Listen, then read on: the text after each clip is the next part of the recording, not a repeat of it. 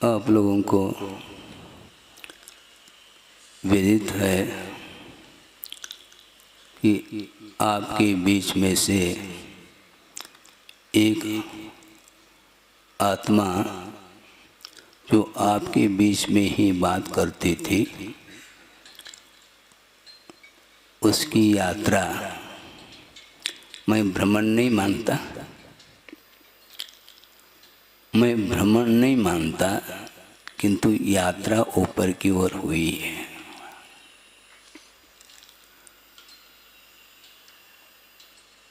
कि वस्तुतः आत्मा का विकास जो होता है, पतित आत्मा का विकास होता है और संसार में अपने अपने कर्म के उदय के साथ जीवन जी रहा है प्रत्येक संसारी प्राणी।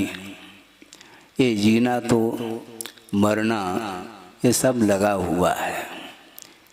ये कोई नया प्रसंग नहीं है। आपको नया लग सकता है, किंतु यह अनंतकालीन यह परंपरा है जन्म मरण की। किंतु उस जन्म मरण की परंपरा को तोड़ने के लिए ही उन्होंने कार्य किया है।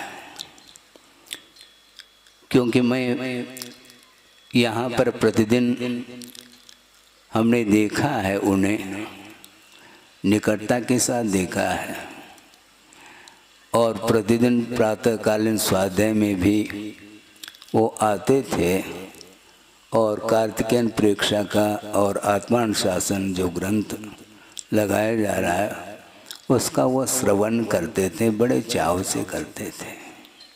और 10 लक्षण पर्व में भी सामने और निकट आकर के वो सुनते थे। धर्म श्रवण करने की एक भीतर की उत्कंठा उनकी थी।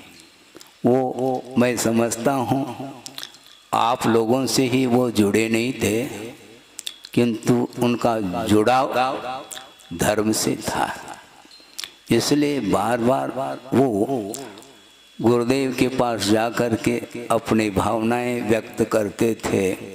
और एक प्रसंग आपके सामने रख रहा हूँ, उन्हीं से संबंधित है। और मैं रूम के अंदर बैठा था और वो आए और उन्होंने श्रीफल भेंट किए और कहा कि महाराज दीक्षा की हमारी भावना है। वो आपके बीच में इस भावना को रखी हो नहीं रखी हो मैं नहीं जानता, किंतु मेरे सामने उन्होंने अवश्य रखा। और पीछे की भावना भी उन्होंने रखी थी। इससे स्पष्ट है वो अपने गृहस्थ जीवन का निर्वाह करते हुए परिवार के प्रति कर्तव्य का पालन करते हुए भी उनकी दृष्टि आत्मा की ओर थी। मात्र परिवार तक उनका जीवन सीमित नहीं था, किंतु परिवार का पालन पोषण तो सभी करते हैं, क्योंकि जन्म लेता है और गृहस्थ जीवन में प्रवेश पाता है तो दायित्व तो प्रत्येक व्यक्ति का रहता है। किंतु इसके साथ साथ उनकी दृष्टि धर्म की ओर रही है। समय का अर्थ क्या होता है? समय का अर्थ आत्मा भी होती है और समय का अर्थ काल भी होता है और समय का अर्थ आगम भी होता है। इसलिए उस आत्म तत्व को निर्मल बनाने के उद्देश्य से वो निरंतर स्वाध्याय आदि भी करते थे। उनका काफ़ी सात्विक जीवन था। ये आदर्श जीवन देखने को ऐसे मिलते हैं संसार में। बाकी विलासता के साथ संसारी प्राणी का जीवन, विलासता के साथ संसारी प्राणी का जीवन चलता रहता है और दीर्घ काल भी जीवन जिए तो भी उसको मैं जीवन नहीं मानता। और अल्पकाल के लिए भी जीवन जिए, किंतु आदर्शमय जीवन जिन्होंने बनाया है वह अब उसकी प्रशंसा करने की कोई आवश्यकता इसलिए नहीं है कि हाथ कंगन को आरसी की क्या आवश्यकता, ऐसा आप लोग बोल देते हैं। देखने की आवश्यकता है। इतनी लगन और इतनी निष्ठा धर्म के प्रति, जिनालय के प्रति और गुरु के प्रति, तो क्योंकि गुरु के चरणों में जो अपने आप को समर्पित करता है और उनका मन अन्यत्र नहीं लगता। आप समझ रहे हैं? जो व्यक्ति, क्योंकि एक प्रसंग के अनुरूप हमने एक बार और भी बात रखी थी किसी के सामने, शायद हो सकता है चर्चा के दौरान रखी हो, कि एक सामान्य आस्था अलग है, यानी श्रद्धान का विषय अलग है और समर्पण अलग है। श्रद्धान एकमात्र सामान्य आस्था मानी जाती है और उसमें जब निष्ठा आ जाती है तो समर्पण भाव अलग से ही वह व्यक्त हो जाता है। उसको अभिव्यक्त करने की आवश्यकता नहीं है, वो आचरण के माध्यम से ही श्रद्धा की अभिव्यक्ति विशेष रूप से हुआ करती है। और उनमें सब लोगों ने देखा होगा और हमने भी देखा है।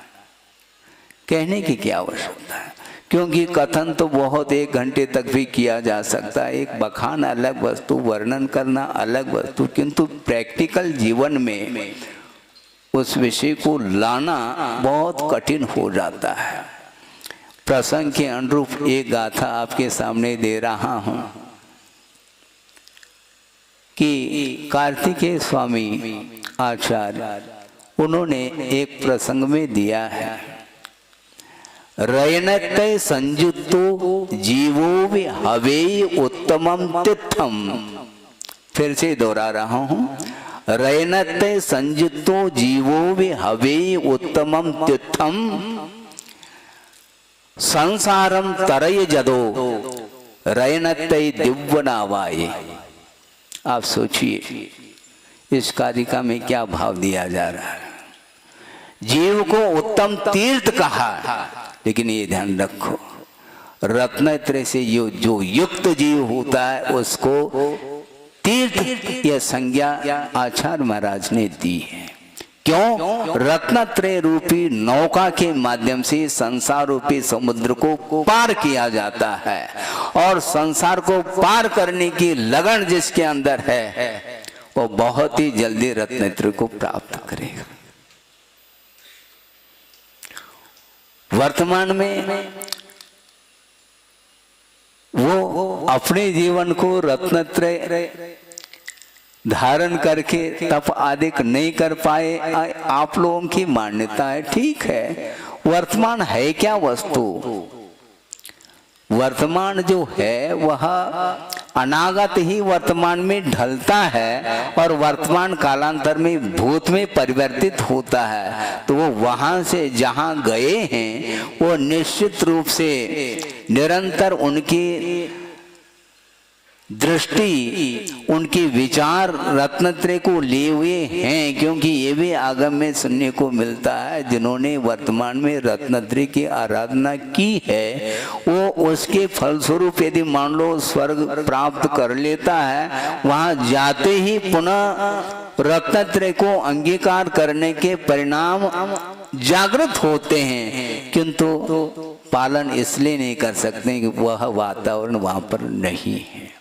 किंतु जिन्होंने यहाँ पर निष्ठा के साथ जो गुरुदेव के आशीर्वाद और उनके मार्गदर्शन, उनके आदेश, उनके संकेत के अनुरूप अपने आप को ढालने का प्रयास किया और समाज में रह करके और इस महान जो जिनालय सामने खड़ा है पूर्ण होने को है, और पूर्ण क्या, जो कुछ भी होना था उन्होंने कर दिया। क्योंकि अभी महाराज ने कहा था ना कि फाउंडेशन महत्वपूर्ण होता है। अब आप कलशारोहण करते रहो, जो कुछ भी कार्य उनको करना था वो कर लिया, क्योंकि काल किसी को भी रोक नहीं सकता।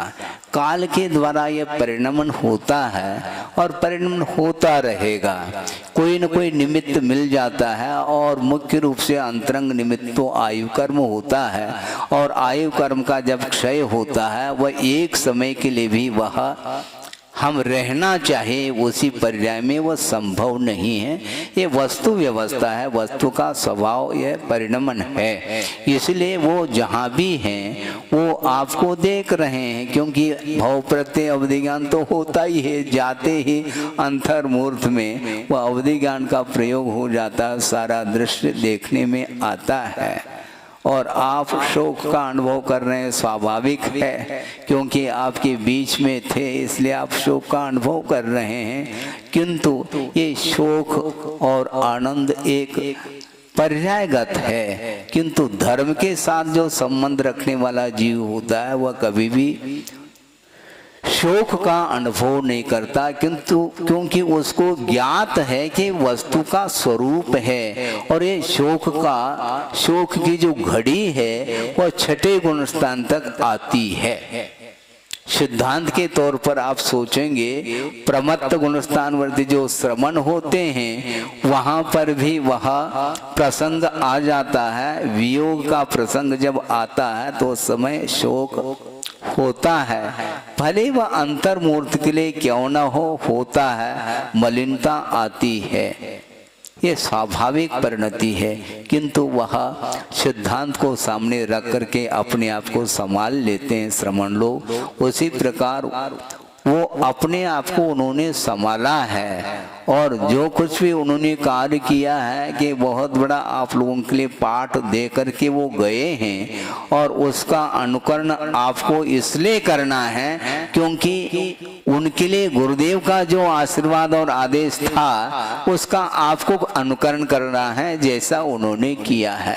इसलिए इस प्रकार परंपरा की दृष्टि से सबका दायित्व तो बनता है, और वो अपने संसार में रह करके परिवार के साथ संबंध रखते हुए भी, समाज के साथ संबंध रखते हुए भी, आत्म तत्व को नहीं भूलते हुए और आत्म तत्व के साधना करने के लिए ये जो जिनालय आदि जो आयतन होते हैं उनके निर्माण में आप अपना योगदान देते हैं। उसके माध्यम से जो साध से पुण्य का संचय करते हैं वो कालांतर में आपके विशिष्ट आत्म साधना के लिए वह कारण बनता है। इसी भाव को लेकर के आपके सामने विचार रखे हैं। आगे जो भी आपका कार्यक्रम है वो होगा, और इससे सार तो यही है कि हम रुकना चाहें तो रुक नहीं सकते हैं। आपकी घड़ी आपके हाथ में है, हाँ, वो घड़ी बंद हो सकती है ना, वो घड़ी बंद हो सकती है, किंतु काल कभी भी परिणमन वो बंद नहीं होगा, वो निरंतर परिणमन कराना ये उसका स्वभाव है। काल द्रव्य के निमित्त से प्रत्येक द्रव्य परिणमनशील है, और यहाँ तक कार्तिकेय स्वामी कहते हैं कि संसार दशा में ही मात्र परिणमन हो रहा है, ऐसा नहीं। शुद्ध अवस्था प्राप्त करने के उपरांत भी वह भी एक पदार्थ है, द्रव्य है, उसमें भी निरंतर पर्याय की विवक्षा में नया पुराना या परिणमन चलता रहेगा। किंतु उस परिणमन के माध्यम से उन्हें कोई भी सिद्ध परमेष्ठि को कभी भी दुख की अनुभूति नहीं होती, किंतु निरंतर उन्हें आनंद सुख का ही अनुभव होता है। इसलिए उस आनंद सुख को प्राप्त करने के लिए ही ये भिन्न भिन्न पात्र के अपेक्षा से साधन हैं, और श्रावक लोग अपने शक्ति के अनुरूप अनुव्रत आदि लेकर के अपने जीवन को उन्नति की ओर ले जाते हैं। इसी प्रकार श्रमण लोग भी अपनी क्षमता के अनुरूप महाव्रतों का पालन करके आत्मा को निर्मल बनाने का एक उद्देश्य उनका रहता है, और उद्देश्य की पूर्ति जब तक न हो तब तक वह कटिबद्ध होकर के अपने मन को स्थिर रखने का पुरुषार्थ करते हैं, जिसके माध्यम से वह जो पतित आत्मा है वह पावनता का वह अनुभव कर सकती है। करे इस पवित्र भावना के साथ। अहिंसा परमो धर्म की जय।